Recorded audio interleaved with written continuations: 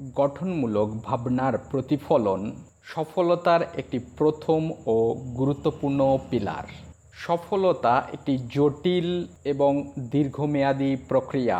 নিচড়ানো প্রচেষ্টা এখানে খুবই জরুরি। গঠনমূলক ভাবনা থেকে সভ্যতার উন্মেষ এবং পরিশীলিত বিকাশ। চিন্তা স্রোত কল্যাণমুখী এবং স্থবির বিমুখ বাধ্যতামূলক।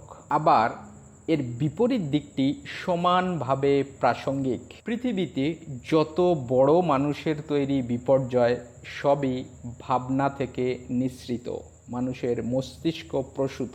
নাৎসি নরমেধযজ্ঞ, হিরোশিমার তাণ্ডবলীলা, এই সমস্ত ঘটনার সৃষ্টি স্রোত মানুষের মস্তিষ্কজাত। পারিবারিক ও সামাজিক দ্বন্দ্ব, সম্পর্কের দ্বন্দ্ব, এদের উৎস স্রোত ভাবনা স্রোতের বিপরীতমুখিতা।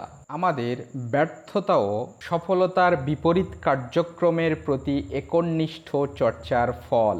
প্রবাহমান বাতাস উদ্ভূত পরিস্থিতিকে শীতল করতেই পারে, আবার বায়ু সন্নিবিষ্ট বহমান স্রোত অগ্নি ইন্ধন জাগ্রত করতে ভীষণভাবে সক্ষম।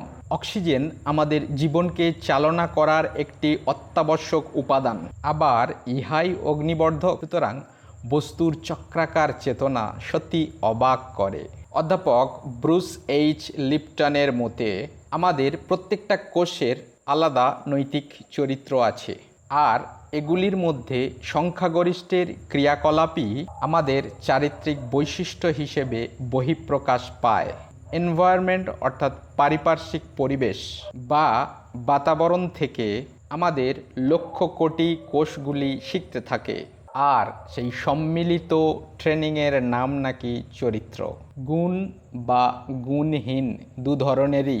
আমাদের বিশ্বাস জ্ঞানের সীমাবদ্ধতারই রূপান্তর। তার ওপারের উৎসুকতা আমরা সাধারণত পছন্দ করি না, আর এই না পছন্দ করার ইচ্ছা থেকেই স্থূলতার সূত্রপাত।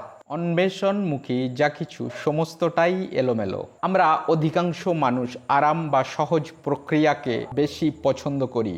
অসহজ পরিস্থিতির সম্মুখীন না হয়ে কোনো কিছুকে পেতে চাই যেটা বাস্তবে কোনোদিনই সম্ভব নয়। অর্জন করার জন্য অর্জিত পথ কষ্টেরই হয়।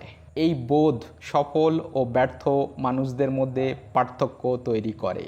আজ এ পর্যন্তই। আপনারা ভালো থাকবেন।